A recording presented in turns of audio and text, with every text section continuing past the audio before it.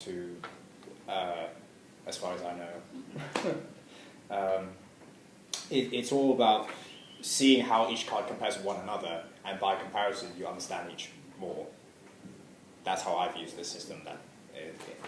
Take it as a learning tool. So even if they come out in a reading, say, you can just think of the connotation in terms of number, and even if you don't apply the meaning of it, you know the card better. Well, what you can do, now that you mentioned it, say if, for example, the Magus Wheel of Fortune and the Sun came up, then you can say, okay, this reading has a lot of energy in it, and there's a big, see it as a big theme, essentially.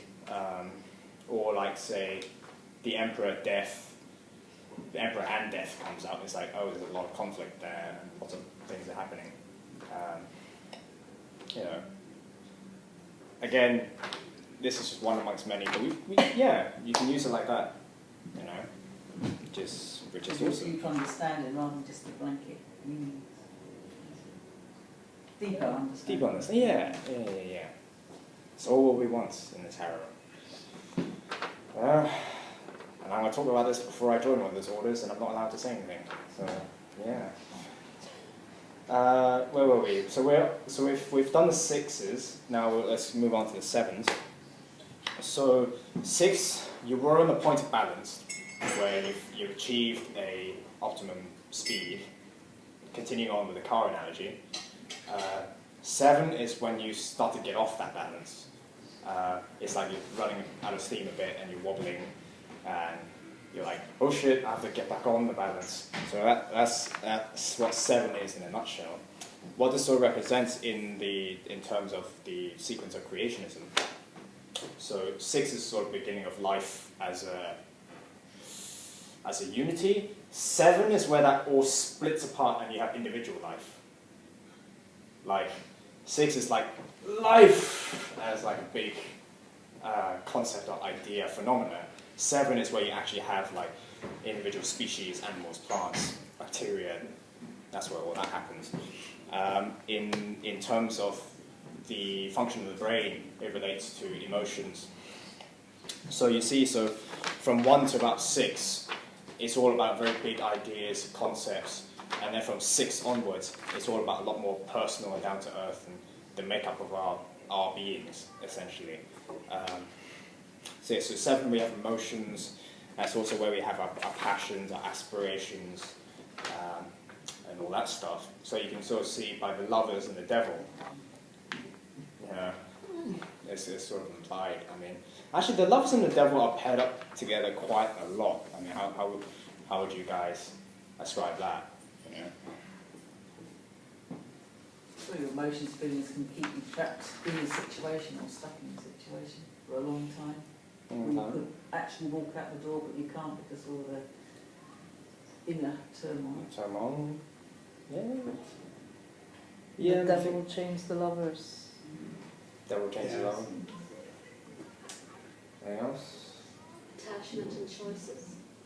Attachment and choices, yeah. It's, how choices can like make you stuck and and freeze up. What's it called? Paralysis by analysis. Yeah. Being stuck with choices.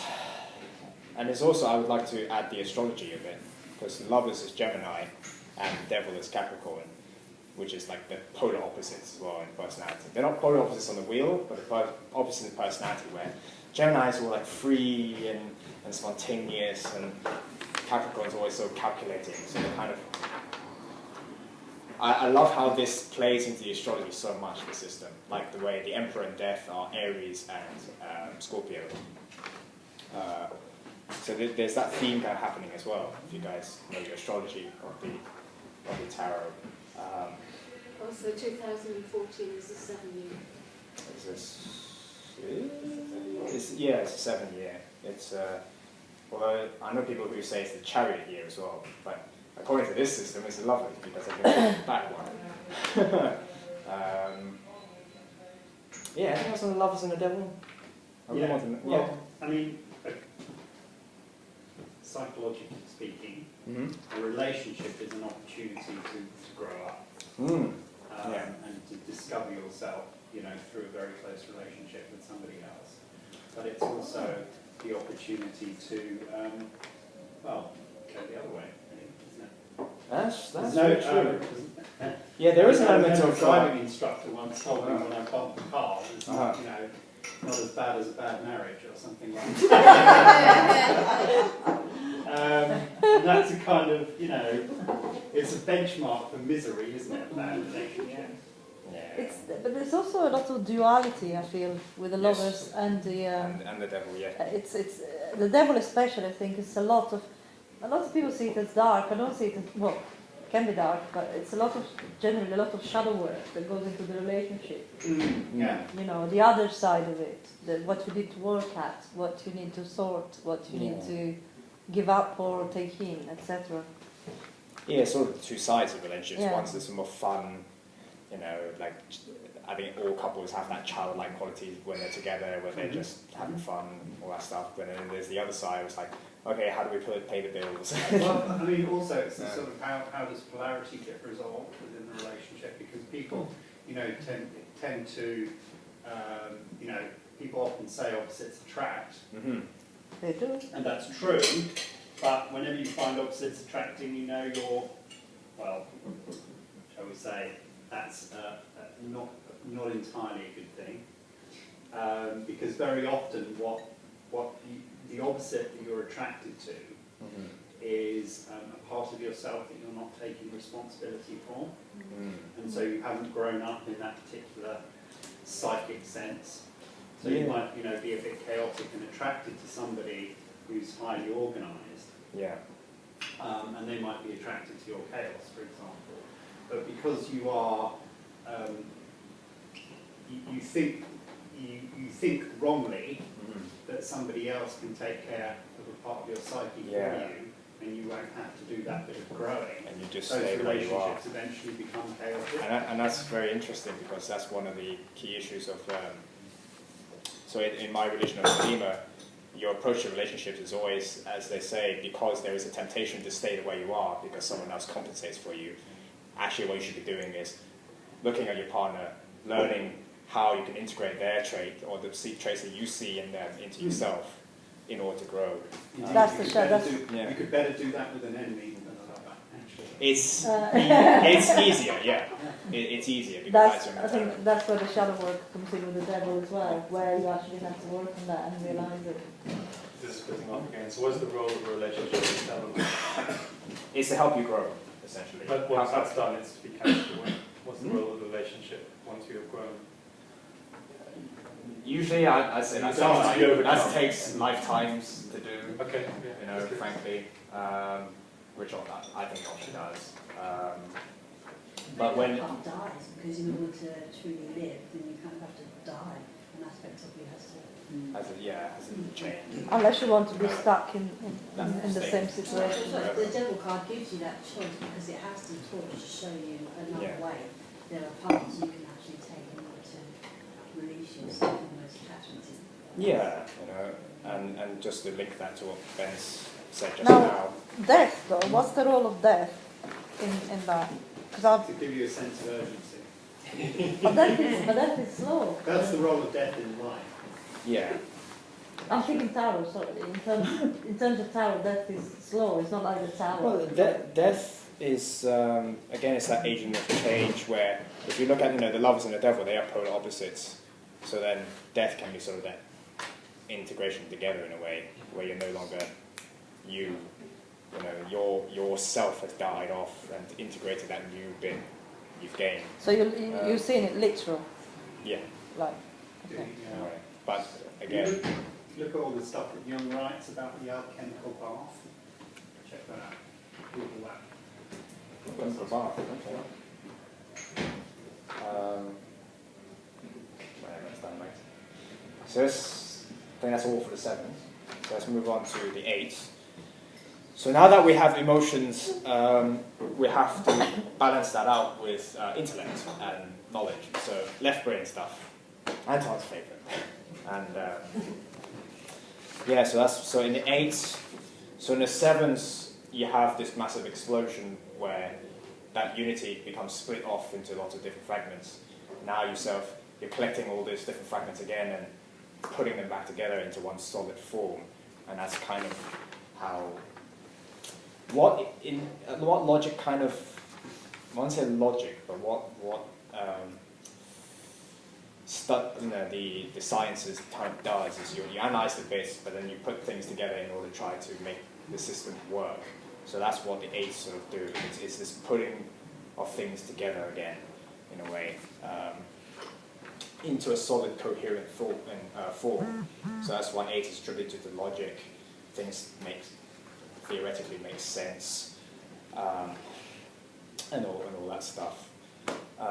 So here we have the chariot and the tower twice, which is very interesting for these last two. The tower and the star, they double up twice, to the same thing. So really you consider the chariot and the tower.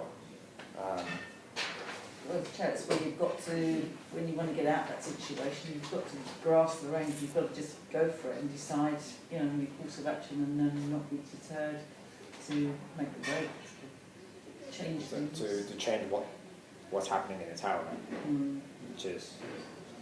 I find it not safe to get away from it so much as to go towards, in a way that... Well, I mean to go towards to the thing. Yeah. Okay. Good. Because the chariot and the tower, they're both very active cards in sort of different forms. But it's strange that, because I just said the 8 has to do with putting things together, but here we have the tower, which is to take them apart. So, just give you my thoughts. Take you back to Nimrod, who built the Tower of Babel, and his plan was to build a tower that would be the centre of his empire, presumably conquered by a chariot in the first place. And that tower would be sort of like a library where all the languages of the world would be known, and a great sort of hub of trade and industry and empire, and systemize everything and to centralize it and bring it under control. But to bring it under control also means to bring it into stasis, which is the opposite of the sort of expansion. The centripetal, the centripetal movements, i.e. going outwards of the chariots, and the centrifugal, bringing back into the centre of the tower, and eventually struck by the thunderbolts of God for his arrogance, and the tower all fell to bits. And also I see the word hubris jumps out at me. And because it's ruled by Mercury, which is much more volatile than the sort of analytical that's true. symbology that we're talking about. It is also about power and karma. Power and karma? Power, karma. Okay. Hubris, destruction. And then also when you mentioned Mercury, one of the themes in Mercury is that in order to have a balanced form, it has to be able to change. That's why Mercury is it's a liquid, and it has to be able to be adaptable. That's essentially why evolution happens. And again, Mercury is the planet of intellect. Whenever you learn things, that's you changing. Basically, is you updating yourself in all sorts of different ways. So, do you have the tower twice? Yeah, it's the twice. tower twice because, well, the chariot has 2 directions. So 2 towers, 2 directions. 2 directions. Like either you go in right, you go in left, or however the way it goes. The way it goes. Either way, it's change. Either way, you're still gonna gallop towards. Very violent change either way. Yeah. Two different. And with the chariot being the Hebrew word Chest, don't know how you pronounce it. Jumps the fence, as you said, by going beyond your limitations, you're going that much further, that much deeper.